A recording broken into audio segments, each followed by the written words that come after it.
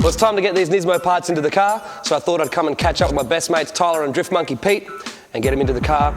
And now, considering we all used to work together at Tyre Zone as suspension technicians, we shouldn't have too much of a problem, but the hard part is getting Pete down to actually do some work. Link International are the new distributor for Nismo performance products in Australia, and they hooked us up with some Nismo high-performance suspension parts for Project 200. These parts included new front and rear lower control arms, which are reinforced for extra strength, and new stronger, stiffer bushes. The traction rods also contain the high-strength bushes, which enable more consistent suspension control. We also opted to get a Nismo power brace, which replaces the front subframe. The power brace has a welded-in box section and a support bar for extra strength and tightens up the front end of the car. All of the parts are bolt-in items. The factory components are relatively easy to remove and the new parts simply bolt straight in.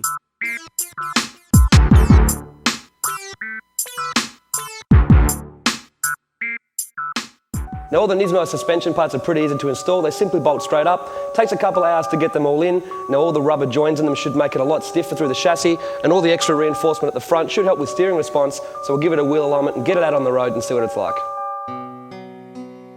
The new components have tightened up the front end significantly and helped increase chassis rigidity.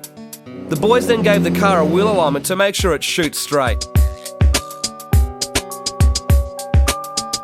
While we were there, it was also time to fit a new set of tyres. The Toyo TPGs lasted over 10,000 kilometres in 12 months, and the front tyres still had almost 50% tread. The rears were a different story though, but that's to be expected. We decided to use Toyo's top-of-the-line street tyre, the T1R, which is designed for high-performance cars and is suitable for light track use. With the suspension and tyres sorted, the car went back to Croydon to push the power even further. With pump fuel in the tank, Jim crunched the numbers and pushed the boost up to 23 psi. Jim advised that this boost level is fine for dyno comps, but isn't recommended for street or hard driving, and that race fuel or toluene should be added for security against detonation. Well, to show you how much power the car now makes, we put it on the dyno at Street Talk and entered the dyno comp. After a quick warm-up, we ran the car on 23 pounds of boost.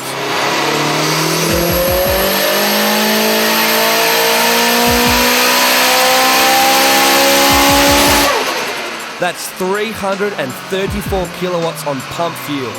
No problems. That's almost as much power as the car used to make on race fuel and is a massive number for the size of the turbo.